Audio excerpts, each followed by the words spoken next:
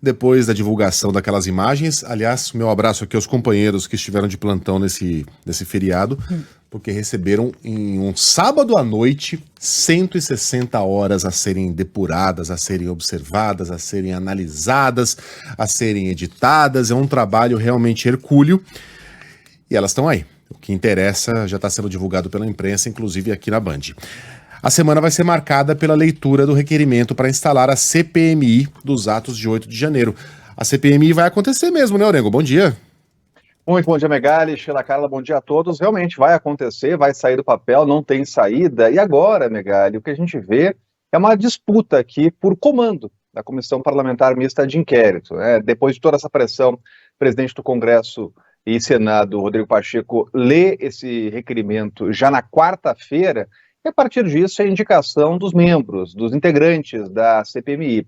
E a disputa principalmente justamente pelo comando. Presidência, relatoria, vice-presidência, aquela mesa ali que a gente sempre acompanha nas CPIs, e os parlamentares escolhidos têm muito protagonismo, né? E essa disputa é importante, Megali, porque é a disputa pela chamada narrativa da CPI, pelo foco da CPI. A estratégia já está bem definida, e entre os partidos da base do governo e da oposição. A oposição quer apontar por meio da CPI que houve negligência e omissão do governo, até participação de membros do governo, né? O que os opositores querem mostrar na CPI vai ser difícil. Agora, a base governista quer associar toda a organização do 8 de janeiro, dos atos criminosos, à oposição e também associar o ex-presidente Jair Bolsonaro. Então, essa vai ser a grande disputa dentro da Comissão Parlamentar Mista de Inquérito, né? A gente sabe que, por exemplo, o G. Dias, Gonçalves Dias, ministros que deixou o Gabinete de Segurança Institucional e é um protagonista dessas imagens, né? A gente acompanha a movimentação dele ali, principalmente na antessala da presidência da República, do gabinete presidencial. Ele com certeza vai ser convocado para depor nessa CPI. Outros ministros vão ser chamados, né? Também criminosos que participaram desses atos.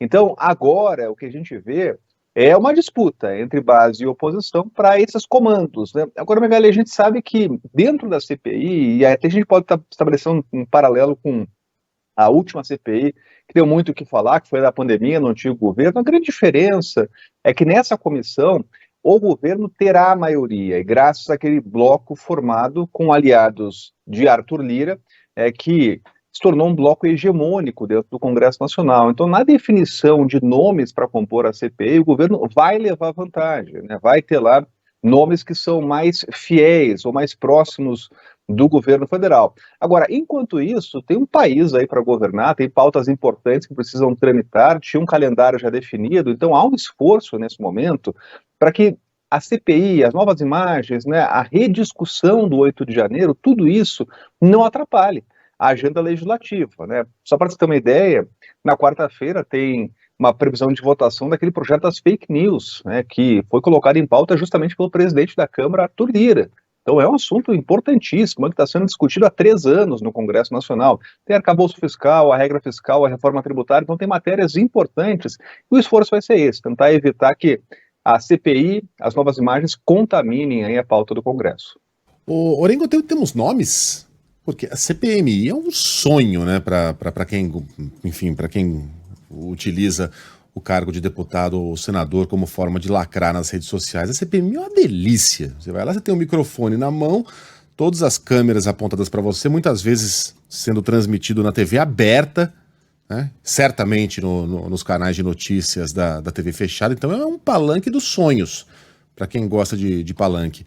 A gente já tem os candidatos, principalmente da oposição, que desejam fazer parte dessa comissão?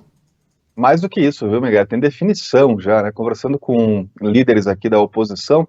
A oposição hoje é o PL, dentro do Congresso Nacional, né? Porque aquele blocão tem PP, republicanos, partidos que não são em tese da base, mas vão estar mais próximos do governo. Então a oposição é o PL. PL aí de 16 cadeiras na Câmara e 16 no Senado, vai ter 3 na Câmara e 1 no Senado. Então, as 3 da Câmara tem Eduardo Bolsonaro, tem Ramagem, que foi lá diretor da BIM, e também ainda André Fernandes, né, que foi o autor do requerimento e quer assumir a presidência da comissão. No Senado, Magno Malta. Então, essa é a tropa de choque aí da oposição, né? O problema em torno de André Fernandes, está sendo muito criticado aí por aliados do governo, né, é que ele é avaliado aí por investigadores, né? Então ele é um investigado hoje de todo esse processo, né? Até conversando com líderes do PL, dizem o seguinte: olha, diversos parlamentares são investigados e vão fazer parte da CPI também, né? Então tem toda essa discussão, mas os nomes da oposição são esses, falta aí formalizar. A partir da leitura do requerimento, os partidos oficialmente apresentam aí os nomes de quem vai fazer parte da comissão. Agora, qualquer um pode aparecer lá, né? A gente via nomes que não faziam parte da última CPI participando lá, às vezes até fazendo perguntas. Como é que funciona isso aí, Orengo? Quem pode entrar, quem pode participar, quem pode observar? Quais são as regras exatamente para quando começar a comissão? Sabe qual é a questão, Megali? É que tem os titulares e tem os reservas também. Os reservas podem, os chamados suplentes. Os suplentes podem fazer perguntas também. Então, aqueles depoimentos mais importantes é aquela coisa, parece não ter fim, porque todo mundo quer aparecer. É a história dos 15 minutos de fama, né? Aí faz lá, né? Arma tudo para lacrar, omitar na internet, né? Fica toda aquela a expectativa, e tem já um roteiro pronto ali, né? Então os assessores preparam ali em minúcias, naqueles embates, né? Depois fazem os cortes para a internet, né? Então todos os titulares, todos os suplentes e eventualmente parlamentares que não fazem parte da CPI podem passar por lá, sentar, né? Mas aí tem menos prerrogativas. Por exemplo, na CPI da pandemia, depois que ela foi criada, os parlamentares chegaram à conclusão do seguinte: eles se tocaram, né? Olha, não tem representação feminina, não tem mulheres indicadas, né? E isso foi uma questão discutida na CPI.